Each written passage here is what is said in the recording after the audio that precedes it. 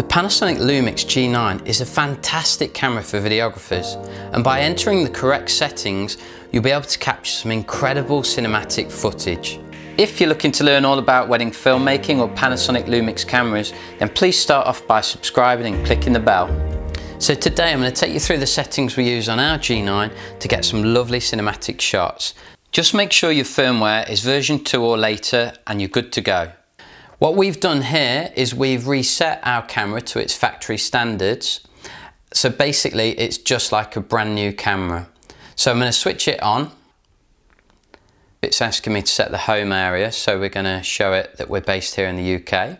So first of all, we need to set the dial on the top to manual video mode. That is the camera with an M next to it. We need to set our focusing mode to MF for manual focus. And then we need to go in the menus and get everything set. So first of all, we're going to move up to the top tab with this little joystick, and then we're going to move across to exposure mode. It's currently on P, but we want it on M for manual exposure. High speed video, this is an option to come to if you want to film any super slow motion HD footage. You've got options here for 150 or 180 FPS. Just be aware it doesn't record audio in this mode. We now go to the second tab with the camera. The recording format we need to change from MP4 to MOV, as that's going to give us the best possible file quality. Say yes there.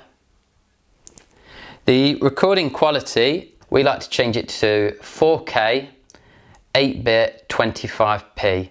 25p because we're based here in the UK, which is part of the PAL territory. If you are in the US, you would normally have NTSC for 30 frame a second footage. However, you might want to go down to 4K 24p for a more cinematic look. If you're wanting to shoot in slow motion in 4K at any point, we always go to 4K 50p. It allows us to slow the footage down while still recording sound. However, for now, let's go down and we're going to choose 4K 25p.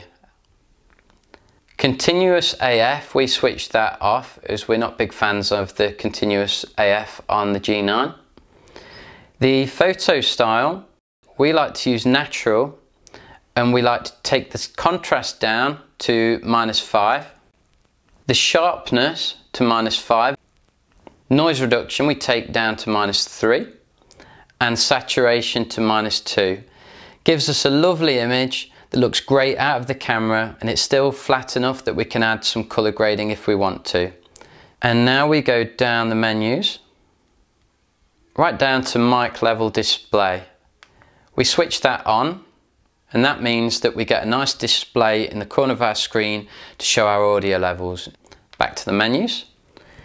The sound output, we change from real time to recorded sound. We next go into HDMI rec output. The info display is currently on. We like to switch that off. If you are connecting an external recorder, you don't want all the information around the screen, as it's going to spoil your footage.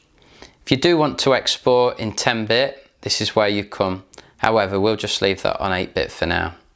We're now down to the third tab. We're going to go into exposure, and we're going to change ISO increments to 1/3 of an EV.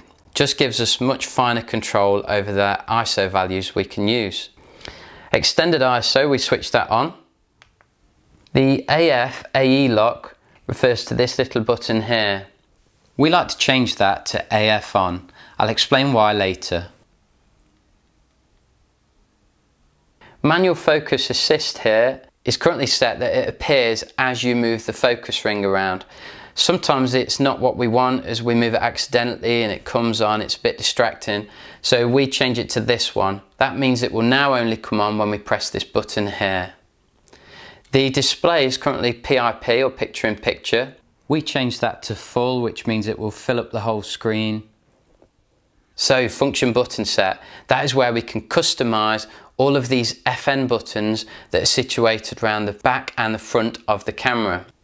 So we're going to go into that, and we'll choose to change the settings for rec mode. You'll see diagrams showing where all of the buttons are. FN 1 and 2 refer to the MF assist and the quick menu. The FN3 is the switch between the LVF and the monitor. We like to leave that there as it's a good place to be.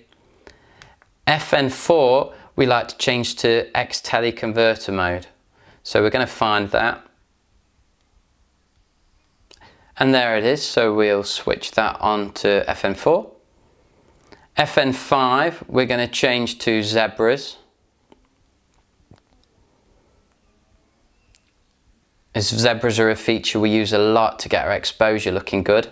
And then FN6 we're going to change that to IS lock. And there it is.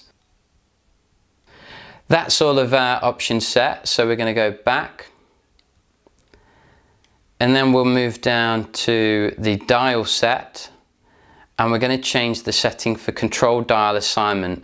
That refers to this ring that is positioned around the menu button. We're going to change it to ISO.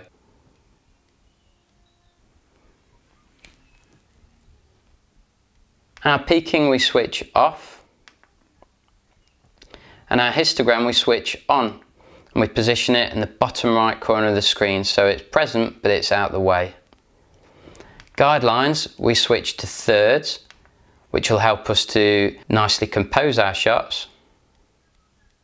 And our zebra patterns we're going to set, so we go in, we go to set, and zebra 1 we set to 65% as it helps us expose our skin tones nicely. And zebra 2 we leave on 100%. as it helps us to see if any of the highlights are clipping. And that's the final setting we need to change here, so we're going to go back to our fourth tab, which is the wrench. I'm going to go to the right to the top here. So we need to set our clock. That's very important, as all of the information in the video files is based on this clock. So if it's incorrect, it's going to make it hard for us to find our files later. The beep we go into, and the volume we switch off. The beep's really annoying and it can be really distracting when we're filming a wedding. The monitor display speed, we change that to 30 frames a second. The eye sensor, we change the sensitivity from high to low. That's just to make sure it doesn't keep switching between the LVF and the monitor when our hand is passing by. And the double slot function, this is a really important one. If we're going to recording method, it's currently set to relay record. There's 2 card slots in the camera. That means if you have cards in both slots, as soon as card 1 is full, it will move to card 2. We film weddings, so we prefer this option, backup recording. Means that if we have 2 equal cards in the camera, it will record the same data to both cards at the same time. Okay, so that's all of our menu options set. So if I press back, we'll go to the main camera view and we'll go through some of the changes that we've made. So first of all, let's start with the function buttons. FM1 we left as it was. That is manual focus assist, so it zooms into a part of the screen. We can drag it around and we can just make sure as we move the focus ring that we've got our focus spot on, which we now have. FN2 we left as quick menu. That will bring up all of your important options for you to scroll around and check. FN3 is the switch between the monitor and the LVF at the top here. Function button 4 on the front, that allows us to activate our X-Tele converter mode. We press it once, this comes up, we press it twice and it will crop in.